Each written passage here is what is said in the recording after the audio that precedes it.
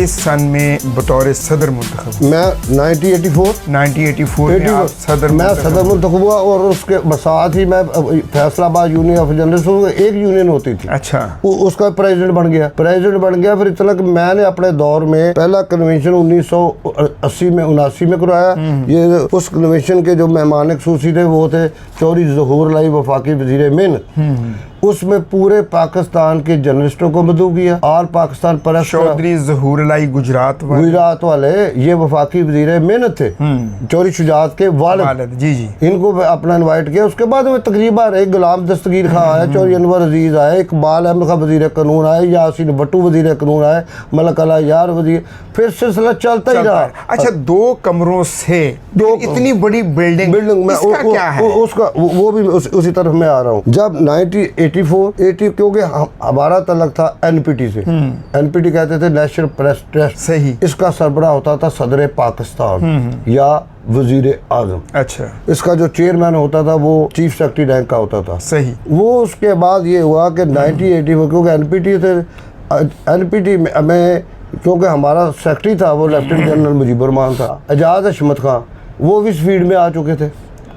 वो चाहते थे कि इनको किसी ना किसी तरीके से सदर बनाया जाए। उन्होंने कहा भाई जो सदर तो अपना ठीक है कोशिश करते हैं। उन्होंने कहा जी हमारी राह में सबसे बड़ी जो रुकावट है वो हाफिज कराम अख्तर और मकबूल लोधी है। अच्छा, हाफिज कराम अख्तर को उस वक्त सदर थे, प्रेस क्लब के बने थे, मुंतखब हुए थे, दूसरी टर्म जा रही थी। अब जनरल बॉडी का इजलास हुआ, उसमें उन्होंने मुतफिका तौर पर मुझे फैसलाबाद प्रेस क्लब का सदर मुंतखब कर दिया। मेरे सेक्रेटरी मोहम्मद रफ़ी गौरी अपना उनको सेक्रेटरी मुंतखब हुआ। फिर हमने कन्वेंशन बना लिया, मैंने पूरे all Pakistan press club association. अच्छा, उसमें कोयटा, पेशावर, कराची, हैदराबाद, मुल्तान, बहावलपुर, इन वहाँ के अहदेदारों को हमने मदऊ किया, और उन तकरीबन 100 के लगभग थे। सरगोदा भी था, और क्लब की एक्टिविटीज इतनी बड़ी कि जनरल ज़ियाउल हक ने मुझे अप्रिशिएट का लेटर भिजवाया गया।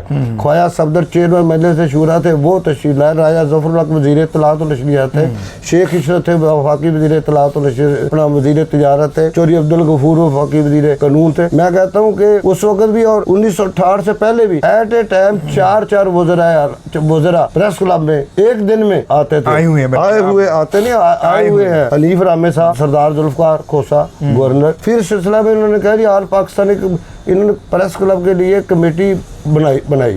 मुझे उसका इल्म नहीं था ये क्या बात है क्या नहीं। गवर्नर हाउस लाहौर में तकरीब हुई, उन्होंने खासकर लोगों को इनवाइट किया, हर प्रेस क्लब के सदर सेक्रेटरी हर ये वो सिलसिला। गवर्नर उसके लान में तकरीब के बाद उन्होंने कुछ एक डायरेक्शन पहले उनके मिलिट्री सेक्रेटरी ने और गवर्नर थे अपना गुलाम जिलानी, उन्होंने सारा ने के कुछ लोगों को वो लेकर ऊपर जा रहे थे गवर्नर हाउस के हाल पे। वहाँ भी एक तकरीब का एहतमाम था, वो उन तकरीब का हमें अपना पता ही नहीं था पहले से। आप फलाने जाना, वो जुदा एक छोटा सा कार्ड बनाया हुआ था, वो उन्हें हमें अपना हमारे सबूत कर दिया। हम ऊपर गए तो वो तकरीब वो शुरू हो गई। अच्छा, पहले तो वो चाय शाय ये वो सारा सिलसिला होने के बाद ख़त्म हो गई, लोग अपने अपने तकरीब में, उसमें मुजीबुर रहमान शामी अपना क्या नाम है उधर गए तो अचानक वो तकरीब फिर मुख्तसर से तलावत के बाद नात हुई। उसके बाद उन्होंने कहा कि वो जो कमेटी बनी थी उसने एक फैसला किया, उस फैसले में फर्स्ट सेकंड थर्ड जो है इनाम शीट वगैरह दी जाएंगी। और जब ये हुआ तो सारा लोग कमेटी ने, मुझे बिल्कुल ही नहीं पता था भी कमेटी में कौन है कि नहीं है। उन्होंने कहा प्रेसिडेंट फैसलाबाद प्रेस क्लब मकबूल अहमद लोधी तशरीफ ले है। अच्छा, मेरे वैसे ही कांपने लग गया भी ये अपना क्या चक्कर है। वो बड़े बहुत सीनियर लोग समझे ही नहीं मुझसे उम्र में, जो मेरे बाप की उम्र के थे, कहीं तो बाप की जो ग्रैंड फादर की उम्र के भी हो सकते थे। तो उन्होंने आप देख लें कि 1984 में जब ये हुआ तो मुझे ना सिर्फ शीट दी गई, फिर 10,000 रुपया उस दौर में सब कुछ अल्लाह ताला की तरफ से एजाज़ था। अच्छा, आपको इतने एजाज़ात से नवाजा गया, इतनी शख्सियात की हम तस्वीर भी देख रहे हैं आपके पास। फैसलाबाद लालपुर से फैसलाबाद फिर कन्वर्ट हो गया। कन्वर्ट हो गया वो तो अच्छा, मेरे अब मैं कहता हूँ इतनी बड़ी बिल्डिंग में यह क्या हुआ। उसके बाद जब हमारे जाने के बाद एजाज अहमद साहब 1986 में आए ना, फिर मजबूरन हमें, क्योंकि उसके बाद ये हुआ कि मेरा तबादला हाफ साहब तो सरगोदे भेज दिया, सरगोदे फिर वो जंग आ गए, मुझे यहाँ से उन्होंने मुल्तान में ट्रांसफर कर दी। मैं जाना नहीं चाहता था मगर मजबूरन मुझे जाना पड़ा। मामला इधर खराब हो गया और एजाज अहमद साहब को प्रेस क्लब का सदर बना दिया गया। अच्छा, जो प्रोसेस इलेक्शन के जरिए किया गया, मगर खबरें में थे जो खबरें छोड़कर पाकिस्तान टाइम में उनकी अपॉइंटमेंट जनरल मुजीब ने कर दी थी, क्योंकि वो आलेनाल थे। वो जब उसके फिर जुनीजो वज़ीर आज़म बन गया, वज़ीर आज़म बनने के बाद जनरल मुजीब रहमान की वहाँ से ट्रांसफ़र कर दी गई, अब्दुल मजीद मुफ्ती साहब आ गए। वो जब ये बन गए उसके बाद उनके कंट्रोल में प्रेस क्लब नहीं रहा। फिर यही प्रेस क्लब जो था ना, वो मियाँ साहब एक चिड़ियाघर की शक्ल इख्तियार कर गया। अच्छा, ये प्रेस क्लब, यहाँ बकरियाँ भी बंधी हुई थी, यहाँ कबूतर थे, यहाँ अपना क्या नाम डॉग कुत्ते भी थे, यहाँ बिल्लियाँ थी, मुख्तलिफ किस्म के जानवर थे। कई लोगों ने यहाँ पर अपना मुस्तकिल अपना टिकाना जो है ना, रात सोने का ये वो सिलसिला इधर ही उन्होंने कैंप कर दिया। सहाफियों नहीं उन या कुछ और लोगों ने सहाफी भी उसमें 2-3 जो अब इस दुनिया में वो भी नहीं रहे, कोई ज़रा रिप्यूट भी अच्छी नहीं थी उन लोगों की। वो कोई ना अपने आप को सदर कहलाता रहा, कोई कुछ करता, क्योंकि प्रेस क्लब में उस वक्त टेलीफोन जो था ना, वो उस वक्त हमने उस दौर में, मैंने अपने दौर में जबकि टेलीफोन लैंडलाइन जो होता था वो बहुत ही मुश्किल होता था। जी जी, 30410 वो नंबर वहाँ से जनाब अली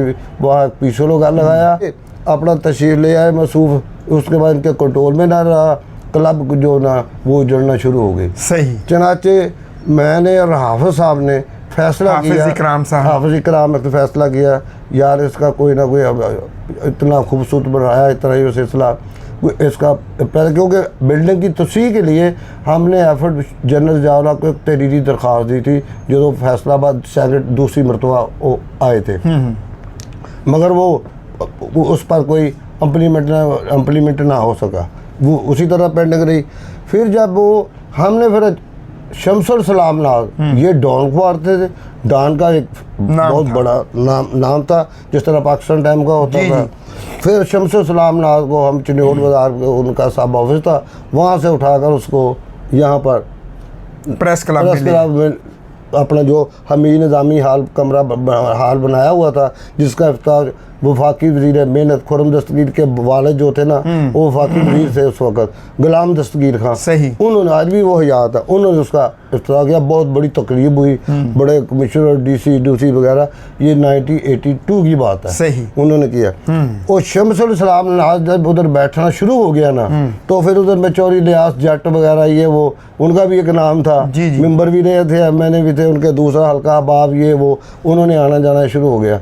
वो फिर आहिस्ता जो दूसरे लोग चिड़िया के घर जिन्होंने बनाया हुआ था, जो दूसरे लफ्ज़ों में हर वक्त अपना वो नशे में धोते रहते थे, ये वो रात को भी दिन को भी ये वो सिलसिला, उधर सोते भी उधर ही थे, बिस्तर वगैरह लगाए हुए थे दूसरे कमरे में।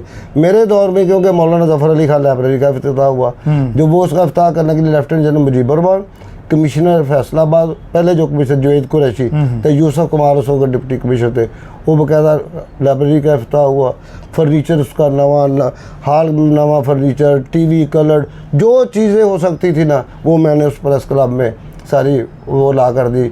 ग्रांट किसी जगह से नहीं मिलती। अभी कमरे 2 ही थे, कमरे 2 के 3 हो गए थे, 3 हो गए थे, 3 कमरे और वाशरूम वो बन गया था, बरामदा था।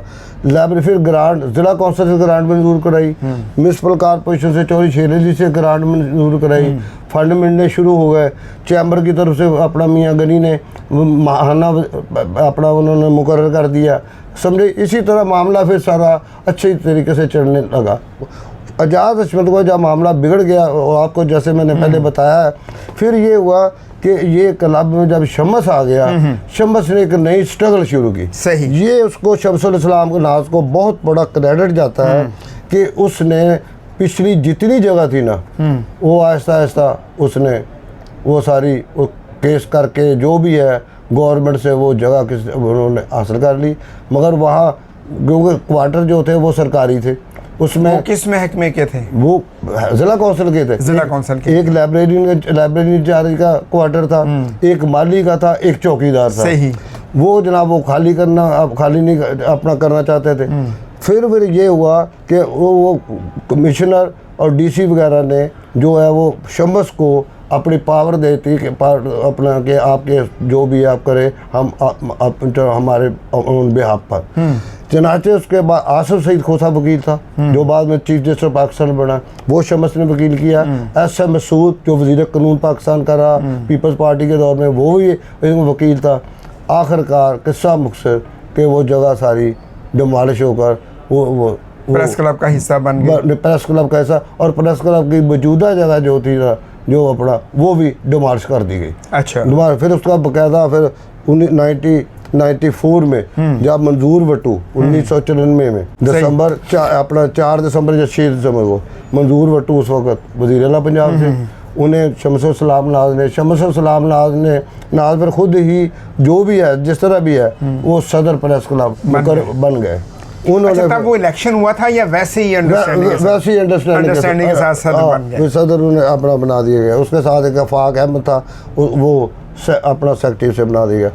बहुत बड़ी तकरीब हुई जगह, क्योंकि क्लब अब मौजूदा क्लब ये वाहद क्लब है इस वक्त पाकिस्तान का तीसरे बड़े शहर का कि इसका मुकाबला ना लाहौर क्लब से है स्पेस के लिहाज से, जगह के लिहाज से, डेकोरेट के लिहाज से, ना कराची से है, ना इस्लामाबाद, ना पिंडी से है।